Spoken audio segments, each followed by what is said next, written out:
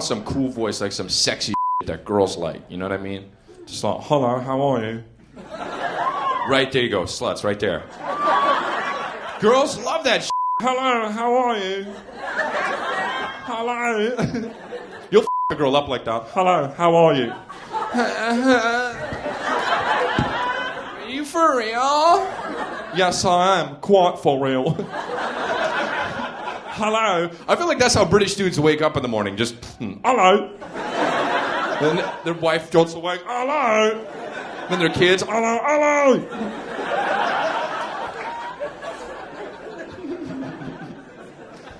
Literally, that's how they wake up. Why do British people always say literally? They say that way too much. Why are you saying it? It's like they're trying to prove how British they are.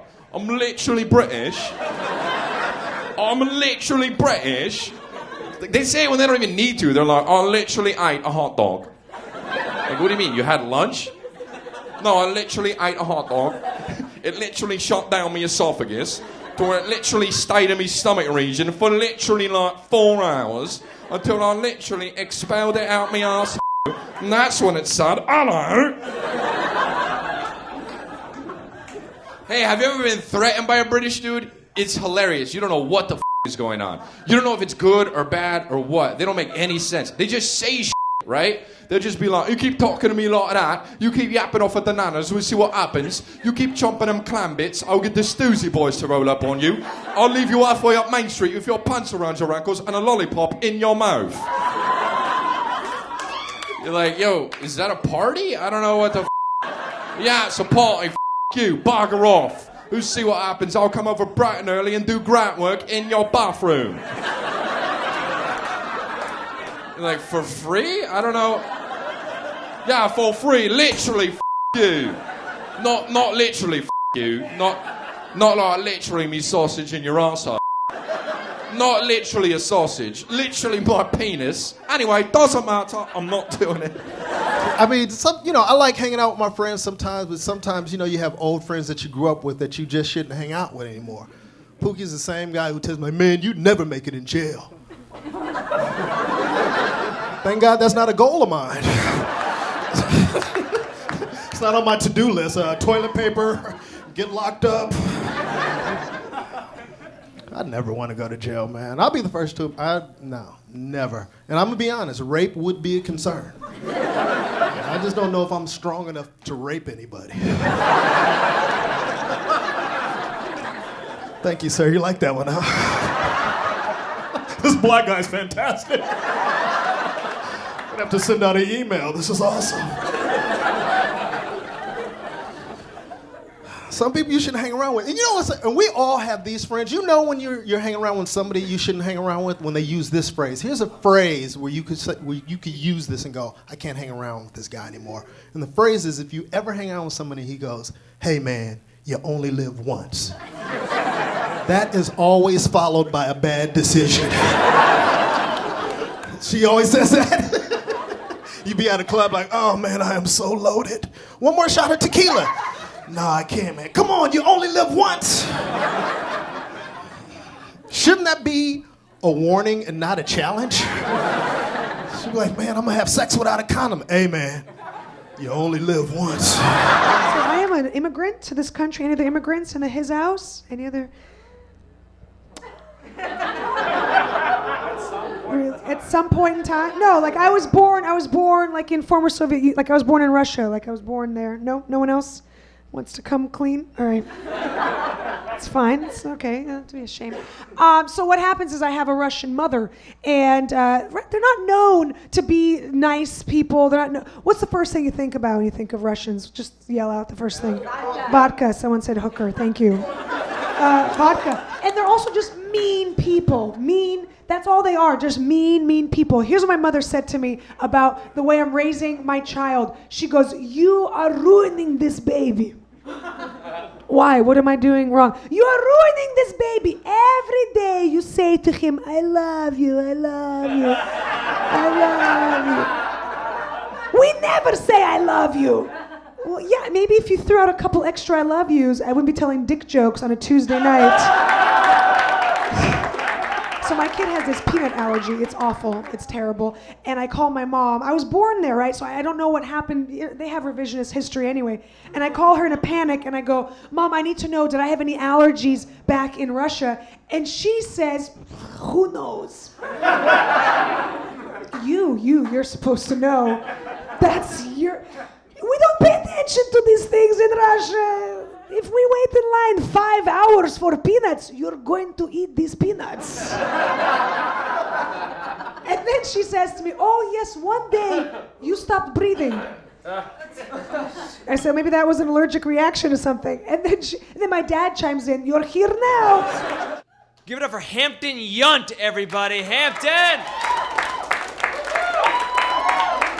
I watch a lot of movies, you know? I love them. My favorite thing, though, now has been to watch, like, my favorite R-rated movies when they come on regular television, right? Because then they edit the shit out of them, and it's awesome. Like, I used to hate it. Now I love it. You know the thing? Like, you'll be watching an R-rated movie that you love, and, like, a scene's coming up where you know they're going to swear, but at the last moment, they take out the swear word, put in somebody else's voice, and it's, like, horribly disjointed. It's fucking awesome. Someone would be like, hey man, listen, why don't you just suck my garbage? You're like, all right.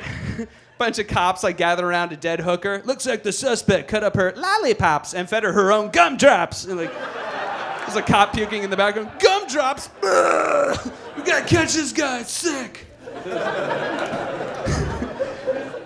And it just makes you think, like, censorship's so crazy in this country. Why is it so crazy? And it dawned on me. It's because people write letters. Specifically, old fucks write letters. Why are we listening to people who are handwriting angry letters?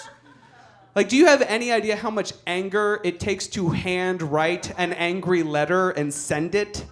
You just gotta be like, did you see that? That is it! All right, dear NBC, you jerks! Send Mildred your phone stuff. Where are the stamps that I like? Not these stamps. I like the Jackie Robinson stamps. What time does the post office close? 9. It's 9:30. Good night.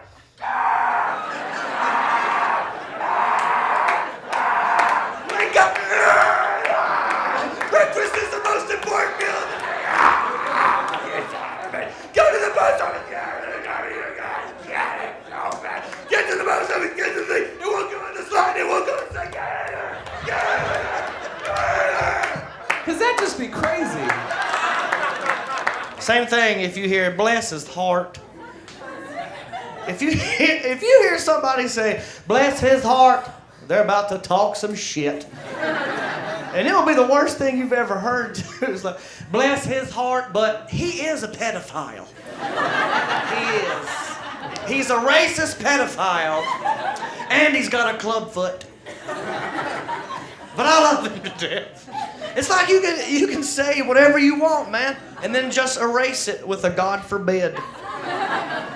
You know, well, if Uncle Jimmy got hit by a train and he lost both of his legs, and we had to push him around on skateboards the rest of his life, God forbid. How the hell did you come up with that shit? You ever hear this one? Time heals all wounds. I think that's bullshit. What if you get smashed in the head with a clock? Let's see, what else is going on? How awesome would it be if you went to a movie theater and you saw an actual original idea that someone took and turned into a script and then made into a movie? How amazing would that be? I mean, an actual new movie. Not like a remake or a prequel or a sequel or a trilogy or a 3D IMAX trilogy or the second version of the third coming of the re-rise of the new... I mean, an actual movie. That would be awesome. How did we get to this point? I don't understand. Were they sitting around in a studio and they're like, we gotta make that new Spider-Man movie, but that Tobey Maguire got fat. No one's gonna work with that guy. Let's get we're gonna have to have a wholly new movie, but the exact same movie. What should we call it? And then one guy was like, I don't know, let's Google it. And he was Googling and his computer froze. He's like, oh God, my computer froze. I better reboot. And the guy was like, hold on, what'd you say? Reboot. That's genius. We'll just call all new movies reboots.